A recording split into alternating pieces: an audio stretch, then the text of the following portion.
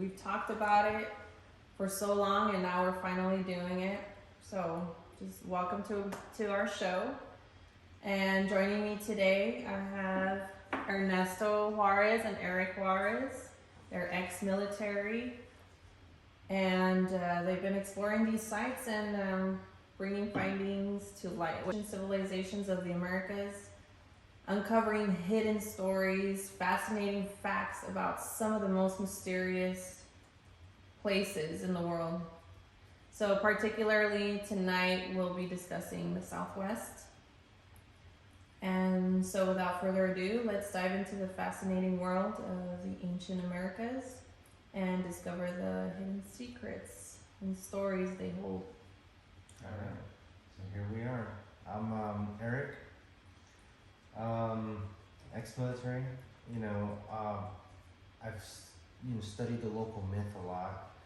I love to read stories about the people who lived here, and I like to visit a lot of sites. And for a lot of years now, we've been visiting sites around the entire Southwest, even in the Northwest, and categorizing, writing down our findings, listening to the local story and myth, and building a history of the Americas. What is your interest in ancient American civilizations? Just knowing, this land that we live on, understanding, the rich, diverse history, how far back it goes, uncovering the mysteries. Okay. What about you, Ernesto? Well, thanks for having me, first of all. My name is Ernesto, also prior service military. But before even the military, I can always remember having a great interest in, our world and everything that pertains to it. More particularly, like our subject talks about ancient civilizations. And really, like when I had seen the first pyramid, and the wonder, and one of the first things I remember them saying was like, we don't really know who built them. Yeah, they gave credit to the Egyptians, but the point is, I've always been fascinated, and I'm great to be here today. I'm glad, and I can't wait to, get into this. Awesome, thank you for that. So, y'all were talking about earlier, you were telling me about this one site that you guys went hiking on. Can you tell me a little bit more, like what you saw, the significance of it, your interest in it, and what's the importance? Yes, so the site that we went to, it's a small little mountainside. It's like a rock that's just kind of coming out of nowhere, and it's right between Las Cruces and El Paso, and it's on the Like when you say rock, like how big are we talking here? Like a regular size rock? Oh no, it's like a series of rocks. When you look at all the mountains, you just see like all the mountains kind of protruding in one direction,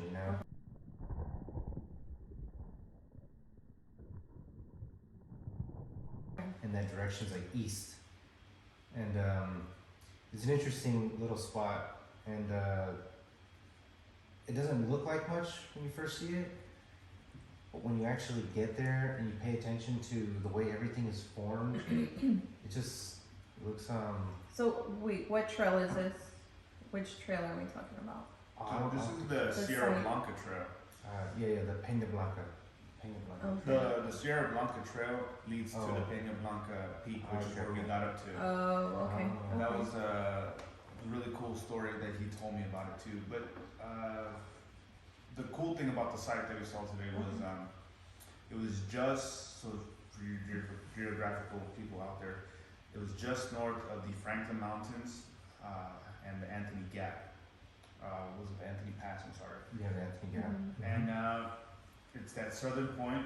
And cool thing about this is, first thing we noticed was the wind direction, right? It was blowing east and looking east towards the mountain where we were gonna hike to today.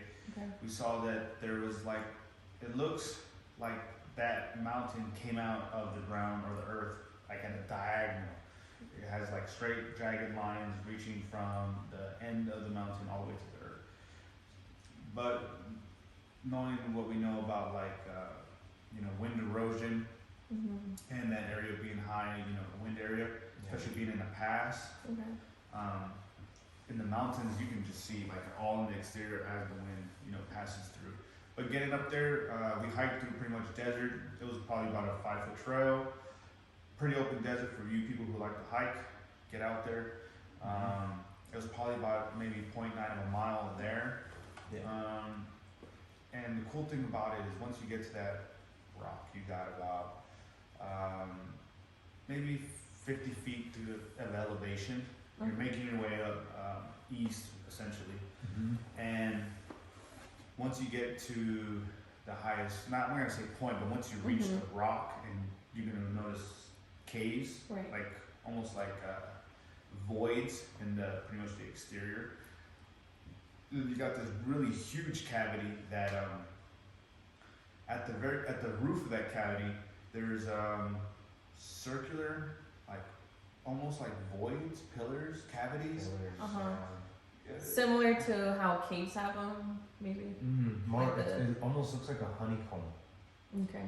but Yeah, when you look at the circular tubes all together, it's got the resemblance of a honeycomb, but there's no order to them. yeah, There's no order, and the craziest thing is like, okay, so it doesn't really give off a shape. Okay. We had some ideas. Maybe it was people digging, maybe it was people like drilling. Where the piece of cavity of that side of the mountain was, we had thought maybe they drilled down, used some dynamite to pop that open. There's a bunch of different ideas, but what we did notice was the rock. The way we were able to see these tubular shapes is because the material was different. yeah. It had like a white, almost like cement look with spots of green. To me, that looks like rusting, oxidation of was it copper, right?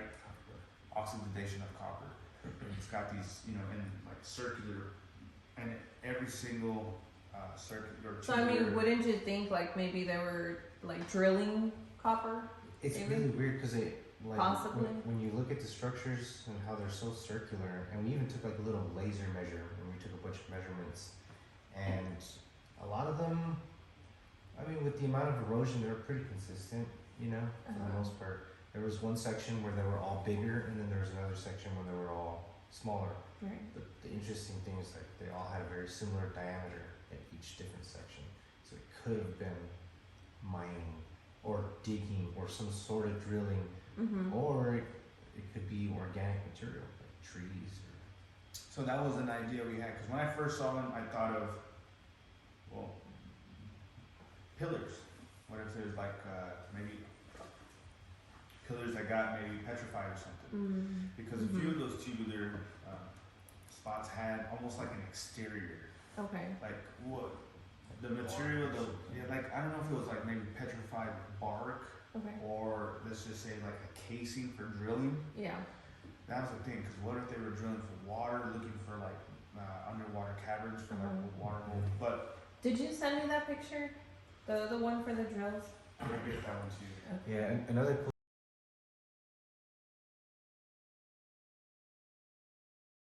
On a lot of the rock, there's like this heavy black slag, or there's like a layer. There's like a layer of this black pitch.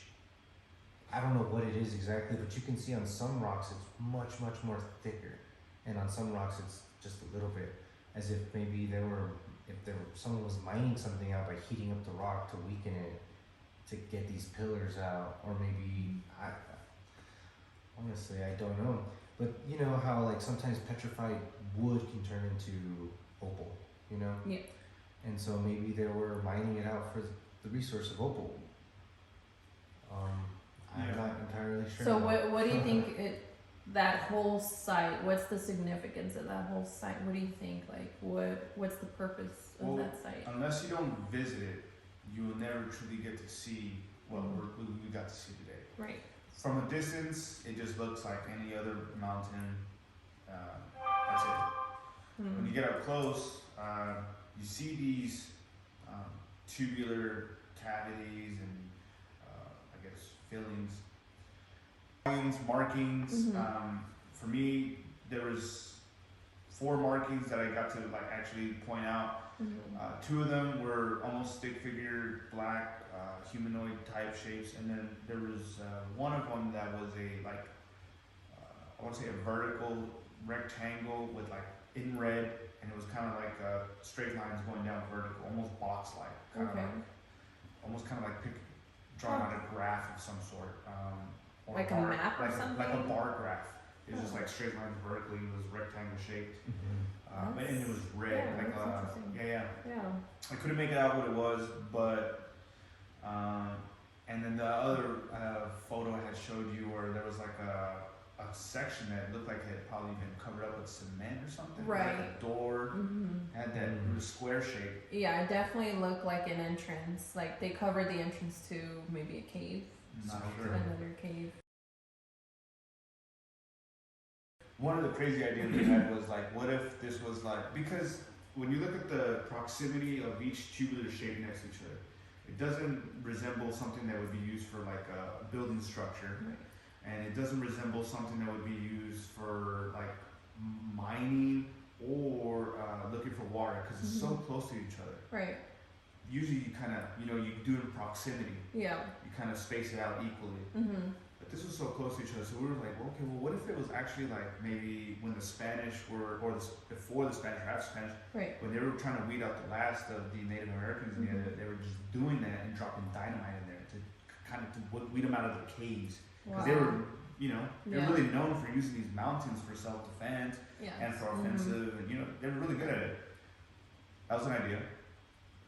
But obviously. I mean, how recent do you think they covered up that they patched up that cave, or that cement was from? Well, that's the other thing. So these tubular shapes, they look partially filled in, right? Like if they drilled out and then filled them in whatever this material is. Okay. Or it was, let's just say, Maybe something that was present and something else completely covered it. right, we said that it could be trees. Like this was a forest. That's why they're so close to each other. And there's no order to their position, just like trees. And what if they were in some type of event, like let's say flash fire of some sort, was able to just petrify these instantly. And what we were seeing is like when the earthquake happened, Right. and this slab of mountain came up out of the earth, that was exposed, and that's what we're seeing. Yeah. We're seeing the exposure of, I guess fingerprints of a past event, and something that happened traumatically. Right. That was one of our ideas. Okay.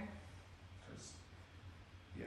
So, how do you think this is very important for people to know in today's world? Like in today's, I guess it's history, but why is it important for us to know, for people to know about this site, to know about geography and its history? I would think that it would be important to know things like this because it's important to know. It's important to know how things can happen to nature and to us.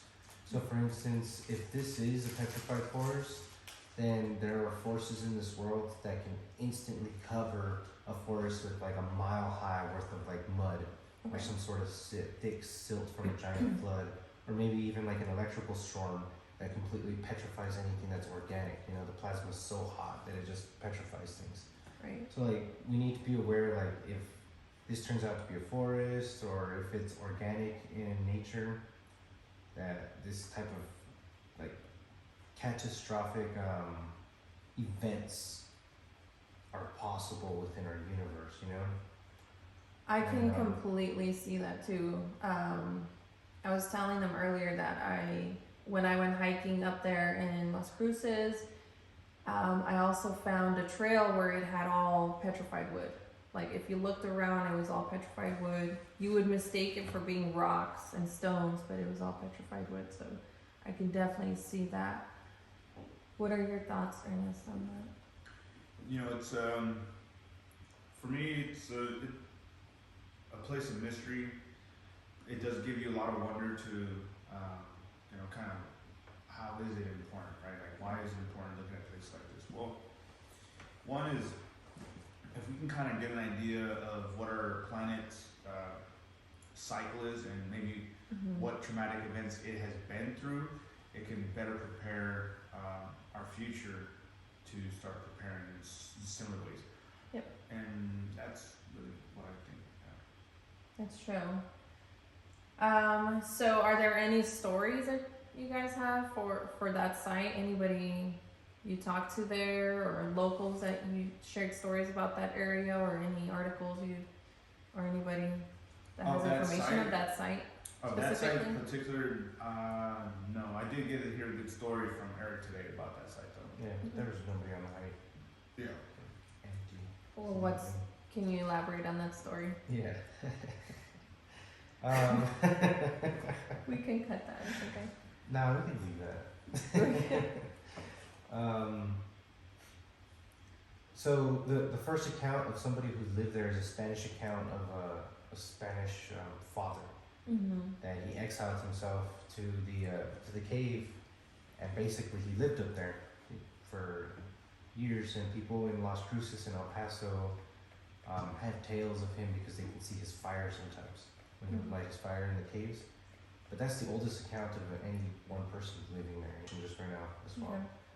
With like stories and what's so important about the culture of it, and maintaining or learning the truth about this place is that if that place was in fact a drill site or a mining site, it's pretty remarkable that they moved a lot of that stuff and there's nothing nearby to account for where the material went. Right. And if we look at the mythology of the Tigua people and the things that they talk about in the cities that existed, and then we look at sites like Chaco Canyon, and then we look at nearby megaliths like in